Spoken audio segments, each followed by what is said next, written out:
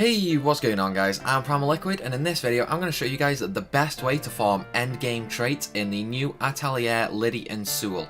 Now, I know I've probably just butchered that pronunciation, but oh well, what can you do? Now, to start off with, what I suggest doing is first actually completing the game, because completing the game will unlock the very hard difficulty. Now, this method can be done on hard, however, it is much slower. Now, in terms of actual time taken, hard, it is a little RNG based, but hard can take anywhere between 4 and 10 times longer than very hard. So as you can imagine, that's a pretty big gap considering how long trait farming actually takes. And so I do quickly suggest just finishing the game. Now, you do actually finish the game not long after you actually get to this point, so it's not really as if you're going very far out of the way. Now, this trait farming method has 2 points, should I say. When you actually first get to this point, the only thing you can really do to farm properly is using the one-hit kill and half critical method. And so I suggest creating a couple of bombs with one-hit kill and half critical, because what this does is one-hit kill actually gives you a chance of instantly killing a monster, and it also gives you a 66% chance of landing a crit. With half critical, that just pushes your critical chance to 100%. And so whenever you... oh, excuse me. Whenever you use these 2 traits together, you're at least guaranteed a crit and a small chance of instantly KOing a monster. Now, at this point in the game, this one-hit kill is what we're actually going to rely on to actually farm these traits. That is the starting point. What you actually want to work up to, though, is creating a weapon and armor with these traits. Mainly due to the fact that in Atelier Lydie, skills are actually better than items. To a point. Now, in terms of pure damage numbers, obviously items are gonna be the best, but in terms of trait farming, skills are by far the best. And the reason for that is we're actually going to be doing all our farming over in the mystery painting Starlight Plane. And Starlight Plane has an effect that it lowers your skill cost by 50% and it doubles skill damage. As well as that, whenever you use an item, meteors rain from the sky and increase your stagger gate by 50%, which, you know, is quite a lot. So anyway, the first thing you want to do when you actually get to the Starlight Plane, you can either farm in the very first area here against that like crawling monster there, and then whenever you kill him you can go back to the atelier and then just re-jump in the painting. I don't like doing that, however, because you actually get better traits in like the further you are in a painting, and so I actually come to this second area. You can do it in the third area, but again that is even slower because of how far you actually have to move to respawn the monster. Now, what you want to do when you actually get to the Starlight Plane, head to the second area, and then you want to quickly make your way over to the very end of the second area. Now, if you've already been here, then you can actually cut out a good half of the map, like normally you're supposed to go down there. However, on your second trip and later after you've actually been here for the story, you can just come over here to this little watering hole and jump across these little icicles. And so the monster we're going to farm for these endgame traits is this big one here.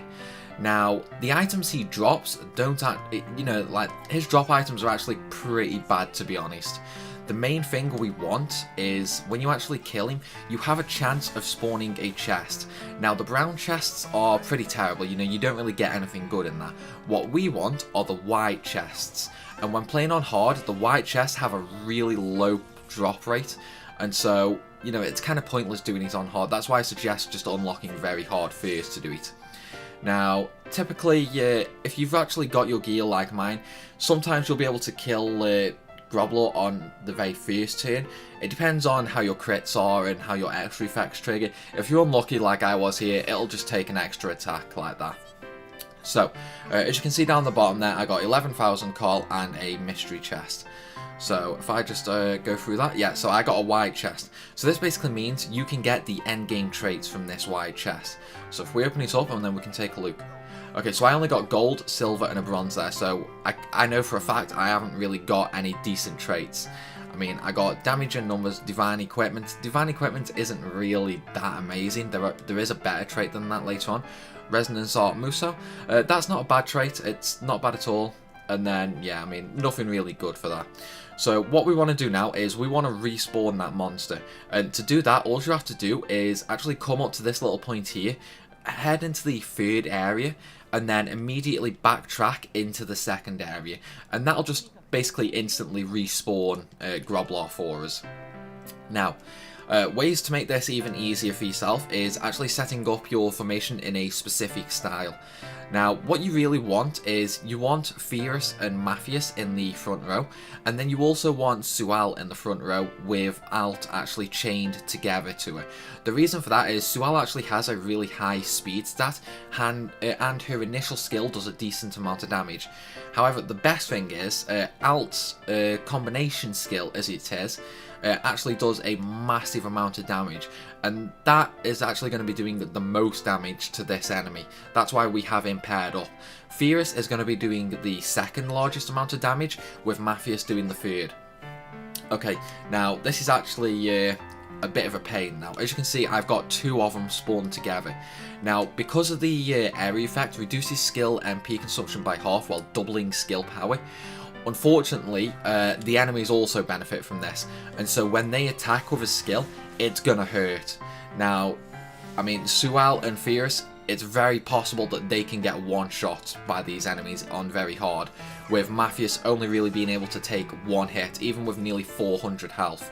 And so, getting two of them, unless you're at a point where, you know, it's like you pretty much have your endgame gear almost complete, it's going to be dangerous to actually fight two of them. And so if you do pull too early, I do actually suggest just fleeing, going back to the third area, resetting the spawn, coming back and trying again. You know, just build up your traits slowly on just single enemies to start off with, otherwise you're going to have a very bad time.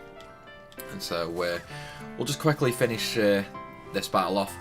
Now, because of Alt's actually combination there, I can just kill this one before it actually gets another turn, and then hopefully we'll get another white chest. But, you know, I mean, we'll see. Unfortunately, this is actually my second attempt at recording this video, because RNG really was not on my side during the first attempt. And so, let's take a look. Oh, okay, that's quite lucky. We got a second white chest. Now, the good thing about two enemies is you do typically get a couple more items, and the quality of the items is also a little bit better. Now, a few things to note is these gems you get are actually pretty much all terrible. You're never really going to get any good traits on them, but the other items you can get good traits on. So right there, I got Almighty Power, which is the highest stat boosting ability in the game, which is just a straight increase by 10. That can go on your weapon, your armor, and your accessories, for a total of 40 extra stats in everything across the board if you have it on everything. Combine that with extra boost all stats and boost all stats. Well, no, sorry, you can't have boost all stats. Extra boost all and enhance all. You know, and then you're talking, let's see, there's 20. You're talking in 80 stats across the board. So that's nearly 100 stats altogether. That's a pretty good setting until you actually get to this point. Unfortunately, when you're at this point, it quickly loses its effectiveness. Here we got Force Cure. I mean, that's pretty useless, to be honest. Perpetual Motion.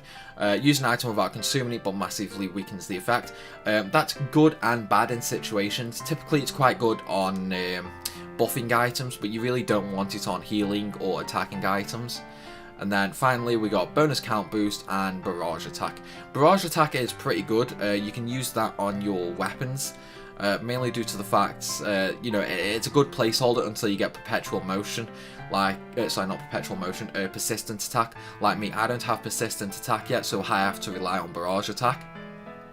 But as I say, guys, this is the best way to farm traits in Atelier Lydie, apart from the two optional bosses. But the only traits that we actually want from those two bosses is for accessories, which I haven't even bothered getting myself yet, simply due to the fact I'm still working on getting a couple of other traits and getting my weapons and armor quality a lot higher. But that's going to be it for this video, guys. I hope the video helped. If it did, then leave a like, hit that like button, leave a comment down below. But as always, thanks for watching, and I'll see you.